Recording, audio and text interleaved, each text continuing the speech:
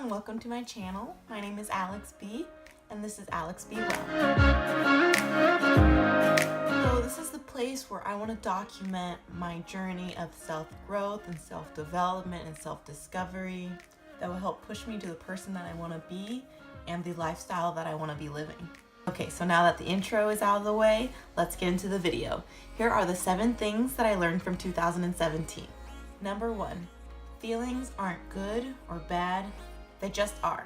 I have spent so many days beating myself up for feeling negative feelings like worry or self-doubt, anxiety, loneliness. When I was in a slump, I would just always beat myself up for feeling the way I did. I'd be really upset at myself for not feeling 100% awesome 24/7. And that's not a realistic expectation to have for myself. I can't have the positive feelings like joy and motivation, happiness, high energy. I can't have that all the time. You know, I can't decide what my feelings are going to be, but I can decide on how I react to those feelings. You know, when I'm in a slump, am I giving into that? Am I giving into the self-pity and wallowing in my sadness? Am I gonna shut the blinds and stay in bed all day? No, I'm probably gonna get up, make up my bed, meditate, and go on with my day.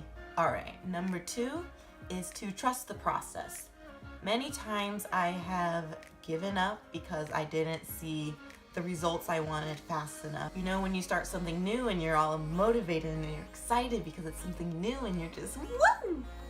But after that excitement fades, you know, you're left with actually having to do the work. And I would be putting in the work, but I wouldn't be seeing the results that, you know, I thought that I would be having right away. So for example, with working out and going to the gym, I'd do that so many times on and off again because I didn't see the results I wanted. But results take time, consistent and persistent action. And what you put in is what you get out of it. But now with the gym, I have been way more persistent. I'm going every other day, and now I'm actually seeing the results because I'm putting in the work consistently and persistently. Persistently? I'm sure it is a word. I don't know all the words of the world. Anyways, lesson number 3 I learned is I don't have to do this alone. I do pride myself on being an independent individual, being self-sufficient, but I've learned that that doesn't mean I have to do everything alone. When I ask for help, I feel like I am being a burden to the person that I am asking for the help with. I feel like I'm bugging them, you know, because sometimes when you're feeling those not so great feelings, you feel like you're the only person in the world feeling them and that no one else could ever relate to what you're feeling, as if I'm the first person, only person in the world to feel anxiety. So one thing I've learned is that leaning on others is not a weakness. It doesn't mean that I am not capable, and it most definitely doesn't mean that I am a burden. Because if I think about it, if a friend came up to me and was asking for, you know, help or advice, would I think that they were a burden? No. I would think that they just need help, and it's okay to need help. Number 4, negativity will get me nowhere. I always have said that I was a realist. In actuality, I was a real downer.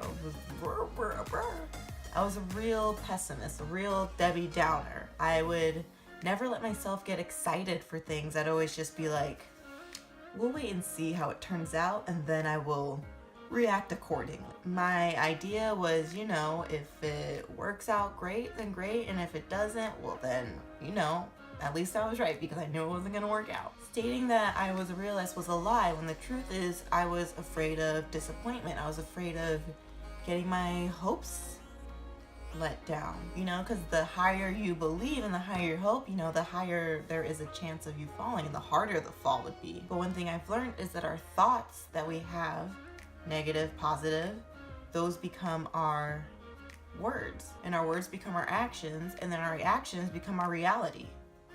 So if I'm having negative thoughts, most likely I'm going to have a negative outcome. And vice versa. If I have positive thoughts, then more likely I will have the positive outcome. Number 5 is that I set my own expectations for myself. I wish I learned this lesson a long, long time ago, I think it would have saved me so much heartache and pain and suffering. And sounds so dramatic. I would hold myself to the standards of what I should be doing, and I would base what I should be doing on what my peers were doing or what I thought my parents would want me to be doing, when what I really should have been doing is honestly whatever the fuck I want to do, okay?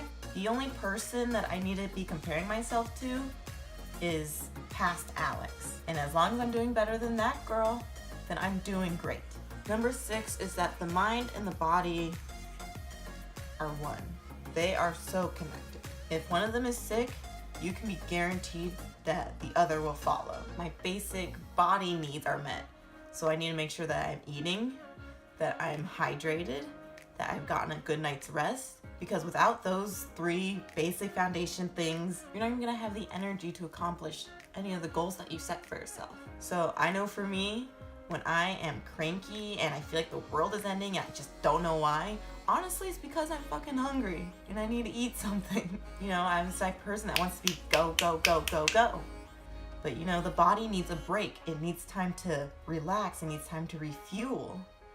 You know, I always hated that I had to fucking stop and eat lunch. That just seemed like such a waste of time. But you know, I do notice on the days when I don't eat lunch, you know, I'm ready, I'm going, and then I'm slowing down, and then I'm tired, and I don't know why, and then everything just seems so much harder than it needs to be. It's because I need to eat a sandwich. When I'm feeling some type of way mentally, for example, when I'm feeling anxious, I feel that in my body. I feel like my chest is just tightening and someone is sitting on it. When I am excited for something, you know, I get butterflies in my stomach and I can feel it there. You know, it's just not anxious emotions that you can feel through your body. When I'm excited, when I'm happy, I feel it in my chest. I feel like my shoulders are back. I feel like my chin is up.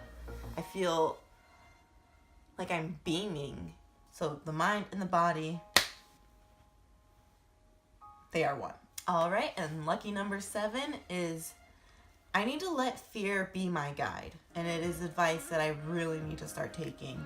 You know, starting this YouTube channel was nerve-wracking for me. It was more than nerve-wracking for me. I would be ruminating over the videos I'd be making and the reaction that people would have to the videos I'd be making. I'd be making myself sick just ruminating on the thought of what's gonna happen? How are people gonna react to it?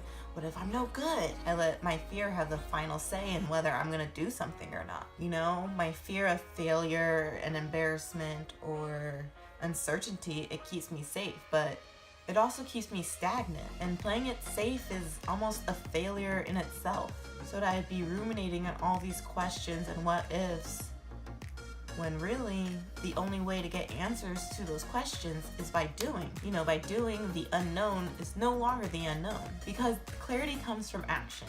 All right, so those were the 7 things that I've learned from 2017.